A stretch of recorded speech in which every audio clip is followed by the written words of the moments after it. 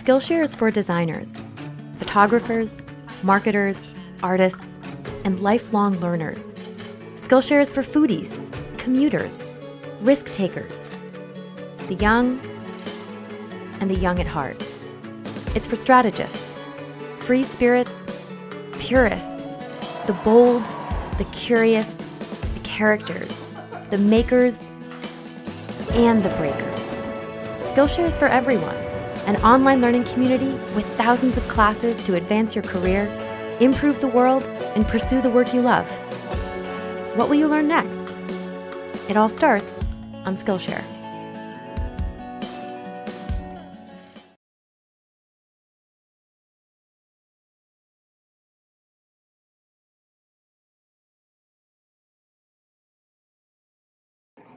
I'm going to speak very, very briefly, if that's possible for me, to the point of a gross mistake that I see occurring in much student writing. Okay, and gross meaning flagrant and extreme, and that's when we refer to a past event, an event that's happening in the past, we use the present tense to refer to it. So this is very common, to use the present tense to refer to something that happened in the past, and you must not do this in writing unless for some sort of stylistic reason, and you're very conscious about it. You choose to use the present tense. Otherwise, you should always use the past tense when referring to past events. Now, one of the reasons I think that this occurs is because we do it in speech. Very often we lapse between the present tense and the past tense in referring to past actions when we're speaking, and that is in colloquial usage. So, for instance, a very common type of phrasing is something like, I was sitting in my home office the other day, and my son comes in, and he asks me if he can borrow the car. And I tell him, not till you finish the homework, and so on and so forth. So I go on. But you notice how I lapse into the present tense. Of course, I was sitting, that's past tense, but my son comes in, present tense, asks me, present tense, if he can borrow. You see, that's present tense. And so we do this in speech, but you must not do this in your writing.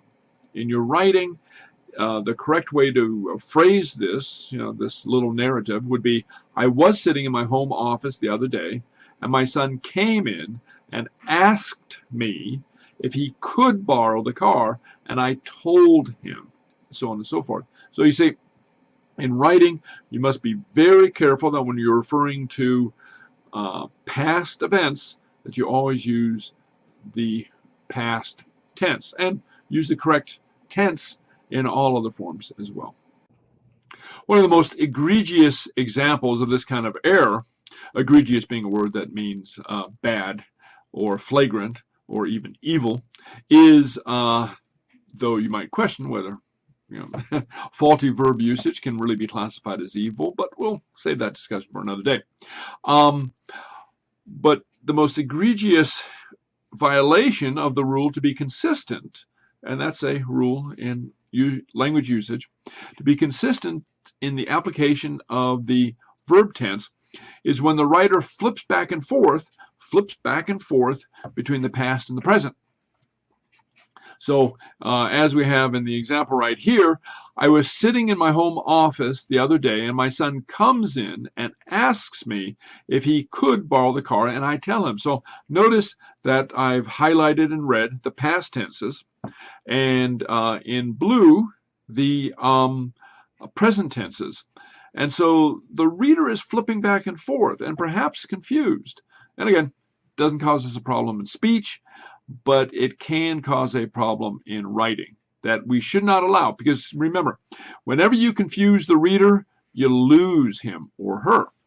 Okay, so your objective is to make your writing crystal clear, like as lucid and clear as free running water, and not toxic spill. Okay, so anyway, control yourself, or at least your writing, and stay consistent in your application of verb tense, and especially when you're speaking about an event that happens in the past, use the past tense.